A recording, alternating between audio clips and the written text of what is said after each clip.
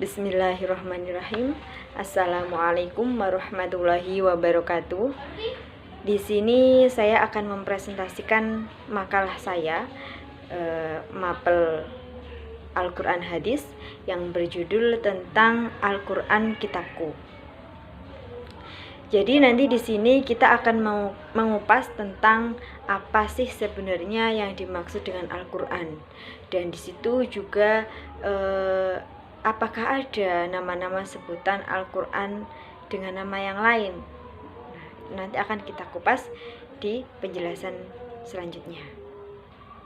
Langsung saja kita akan masuk pada penjelasan apa yang sebenarnya dimaksud dengan Al-Quran. Jadi kita nggak hanya tahu Al-Quran saja gitu. Jadi kita sebagai manusia, sebagai muslim, harus tahu apa sih sebenarnya pengertian secara istilah maupun secara bahasa daripada Al-Quran tersebut. Jadi yang pertama yang perlu kita ketahui adalah makna dari Al-Quran tersebut. Al-Quran secara bahasa adalah diambil dari bahasa Arab, yakni lafadz qoro'a. Qoro'a itu artinya bacaan. Jadi asli secara bahasa Al-Quran itu adalah sebuah bacaan. Tapi secara istilah Al-Quran itu adalah kitab yang telah diturunkan kepada Allah, yang telah diturunkan dari Allah kepada Rasulullah SAW, yang mana kitab tersebut isinya syair-syair yang sangat indah dan juga berbahasa Arab. Namun di sini ada banyak sekali perbedaan dari para orang-orang alim. Banyak sekali perbedaan dalam penjelasan apa sih Al-Quran secara istilah. Yang pertama, seperti menurut pendapatnya Al-Lihyani dan segolong ulama yang lain. Menurut Al-Lihyani, Al-Quran itu adalah secara bahasanya itu kata kerja dari fi'il, yakni qoro'a, seperti yang saya jelaskan tadi. Artinya adalah bacaan. Kenapa kok bacaan? Karena dia itu diambil dari lafadz qoro'a itu adalah perubahan bentuk dari tasrif Qur'anan, qoro'a menjadi qoro'a, yang artinya bacaan yang bermakna isim maf'ul maqru'un, yang artinya yang dibaca. Intinya secara bahasa menurut Al-Lihyani sama dengan secara umumnya yang saya jelaskan di awal tadi, yakni dari lafadz bahasa Arab qoro'a yang artinya bacaan. Kemudian yang kedua, menurut Al-Asy'ari dan juga menurut golongan-golongan Asy'ari yang lain, mengatakan bahwasanya lafadz qoro'a itu kalau menurut Al-Asy'ari, Al-Quran itu aslinya bukan qoro'a tapi korona, yang berarti menggabungkan.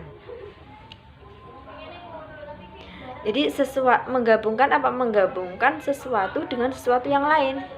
Itu yang dikatakan Al-Asy'ari. Nah, kemudian kata tersebut itu dijadikan sebagai sebuah nama, salah satu nama daripada Al-Quran.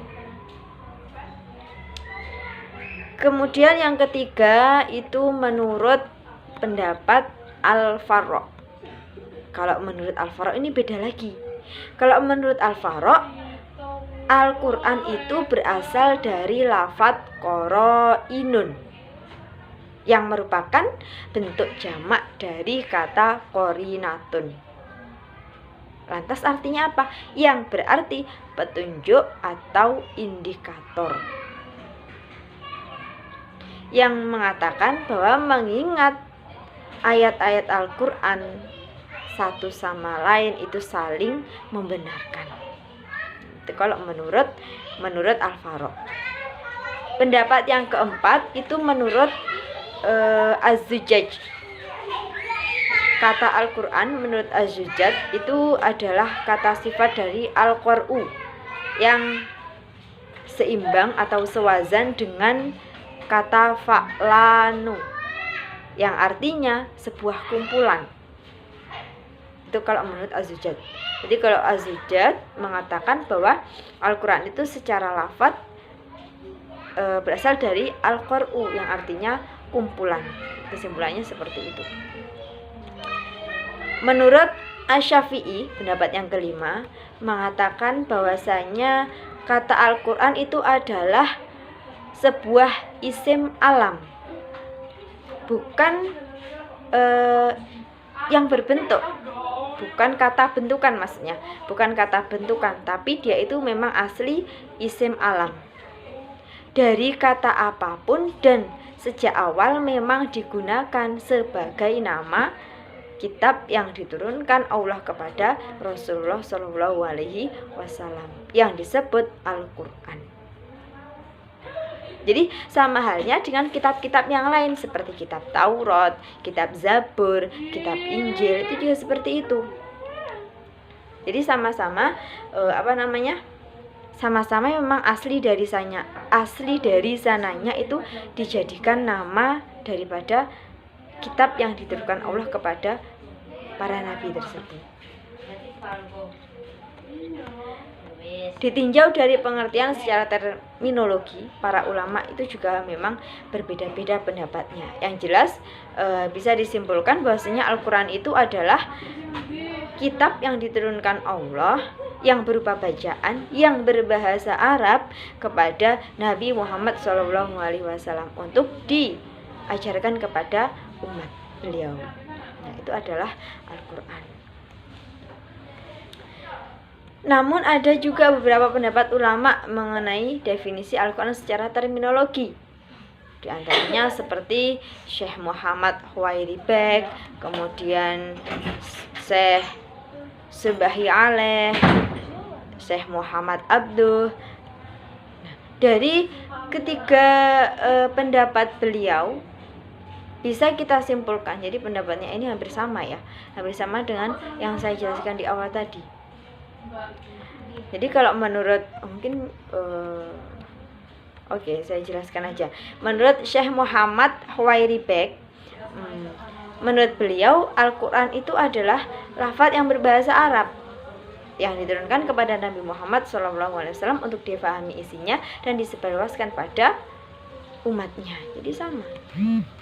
Tapi kalau menurut Subhi Aleh, Al-Quran itu kitab Allah yang mengandung mukjizat yang diturunkan kepada Rasulullah yang ditulis dalam mushaf dan disampaikan secara mutawatir. Itu kalau menurut Subhi Aleh. Kalau menurut Syekh Muhammad Abduh mengatakan bahwasanya Al-Quran itu adalah sebuah bacaan yang tertulis dalam mushaf yang terpelihara di dalam dada orang yang menjaganya dengan cara menghafalkannya, yakni adalah orang-orang Islam. Dari ketiga pendapat tersebut dapat disimpulkan beberapa unsur dalam pengertian Al-Quran. Jadi muncullah beberapa unsur dari tiga pendapat beliau tadi. Unsur yang pertama yaitu bahwasanya Al-Quran adalah firman atau kalamnya Allah Subhanahu wa Ta'ala. Yang kedua, Al-Quran itu terdiri dari lafaz yang berbahasa Arab. Yang ketiga, Al-Quran diturunkan kepada Nabi Muhammad SAW. Yang keempat, Al-Quran itu merupakan kitab Allah Subhanahu wa Ta'ala yang mengandung sebuah mukjizat bagi Nabi Muhammad SAW, yang mana diturunkan dengan perantara melalui malaikat Jibril. Yang kelima, Al-Quran itu disampaikan dengan cara yang mutawatir atau berkesinambungan. Yang keenam, Al-Quran itu merupakan bacaan yang mulia dan membacanya, ketika kita membacanya itu kita akan mendapatkan pahala. Jadi merupakan sebuah ibadah juga. Ibadah kan tidak hanya sholat saja, tapi membaca Al-Quran itu juga bernilai ibadah. Yang ketujuh yaitu Al-Quran.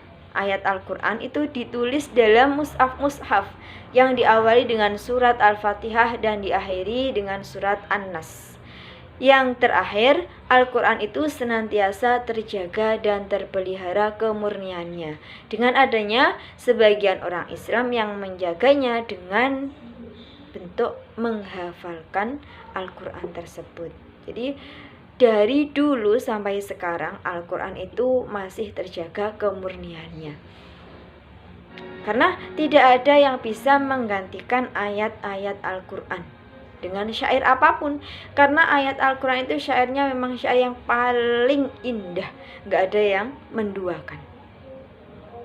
Jadi gak ada yang bisa membuatnya, karena memang Al-Quran itu adalah kalam Allah.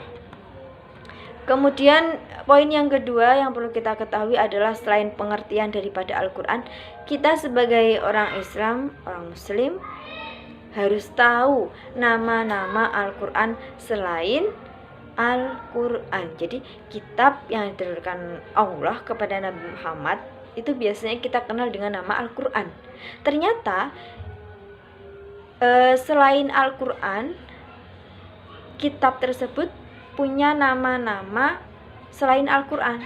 Kalau kita biasa menyebutkan dengan Al-Quran, tapi ternyata ada nama yang lain. Nah, itu apa saja? Yang pertama Al-Quran. Nah, Al-Quran itu sudah umum ya, sudah umum yang biasa kita pakai untuk menyebutkan kitab tersebut. Al-Quran berarti artinya bacaan. Kalau yang kedua yaitu Alkitab. Alkitab itu berarti sebagai kitabullah, artinya kitab dari Allah, kitab suci dari Allah. Yang ketiga yaitu Al-Furqan. Al-Furqan itu artinya pembeda. Yang keempat namanya ada At-Tanzil. At-Tanzil itu artinya yang diturunkan. Memang kitab itu diturunkan, yang diturunkan. Kemudian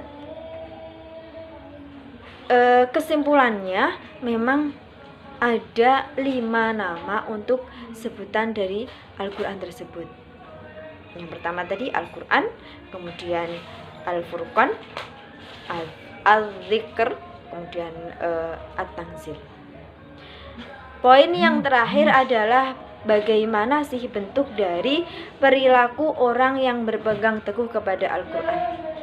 Jadi kita sebagai muslimah, sebagai orang Islam, nggak hanya muslimah saja ya, harus tahu dan harus bisa mencerminkan, mempraktekkan bagaimana perilaku yang baik bagi seorang muslim yang berpegang teguh kepada Al-Quran.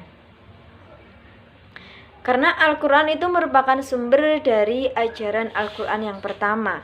Jadi setiap muslim itu berkewajiban untuk berpegang teguh pada Al-Quran. Karena di dalam Al-Quran itu menjelaskan tentang cara beribadah, cara bersuci. Semua hukum-hukum Islam dijelaskan di dalam Al-Quran. Jadi memang Al-Quran itu menjadi sebuah pedoman bagi orang Islam. Lantas sikap yang seperti apa yang harusnya kita lakukan? Yang pertama, kita harus memiliki budi pekerti yang baik dan luhur. Karena di dalam Al-Quran dijelaskan bagaimana cara kita bersikap, tentang sopan santun dalam beribadah, sopan santun dalam bertetangga, sopan santun ketika bersama teman, sopan santun ketika bersama guru, dan semuanya. Jadi di situ dijelaskan bagaimana sikap kita yang harusnya kita lakukan, kita cerminkan ketika kita bersosialisasi di setiap harinya, terutama ketika kita beribadah. Nah, di situ sudah dijelaskan. Maka kita juga harus bisa mempraktekannya. Nggak hanya mempelajari teorinya, tapi kita juga harus bisa mempraktekannya. Kemudian yang kedua adalah kita harus melaksanakan ibadah. Karena melaksanakan ibadah, baik itu ibadah yang wajib ataupun ibadah yang sunnah. apalagi wajib. Nah, itu harus. Karena di Al-Quran sudah dijelaskan tentang bagaimana cara-cara beribadah, bagaimana hukumnya kita beribadah, di situ sudah dijelaskan semua. Jadi kita nggak ada alasan kalau kita tidak tahu, kita tidak bisa, nggak ada alasan. Karena kita seorang muslim yang berpedoman dengan Al-Quran, kita harus bisa mempraktekkan. Yang terakhir adalah kita harus teguh kepada Al-Quran. Kita harus bergaul dengan sesama dengan baik. Sebab Al-Quran berisi tuntunan yang berkaitan dengan amal perbuatan manusia dalam bermasyarakat. Jadi seperti yang saya jelaskan tadi, intinya di situ kita harus bisa beribadah, kita harus bisa bersosialisasi dengan baik, kita harus bisa bersikap dengan baik ketika berinteraksi dengan orang lain, bagaimana kita harus bersikap dengan guru, bagaimana kita harus bersikap dengan teman, dengan tetangga. Di situ sudah ada penjelasannya masing-masing. Dan kita tidak hanya mempelajari dan memahami serta menghafalkan teorinya saja atau materinya saja, tapi kita juga harus bisa mempraktekannya, bagaimana wujud praktek aslinya, bagaimana kita menerapkannya. Nah, di situ itulah kegunaannya Al-Quran. Bahwasanya Al-Quran itu memang menjadi pedoman kita, memang menjadi tuntunan kita, sehingga kita memang mampu mempelajarinya dan bisa memanfaatkannya dengan baik. Nah, semoga itu yang bisa saya sampaikan tentang materi hari ini. Ada kurang lebihnya dari saya, semoga bermanfaat ya, semoga bisa bermanfaat bagi saya sendiri terutama, dan umumnya untuk kita semua. Ada kurang lebihnya dari saya mohon maaf yang sebesar-besarnya. Akhiran, assalamualaikum warahmatullahi wabarakatuh.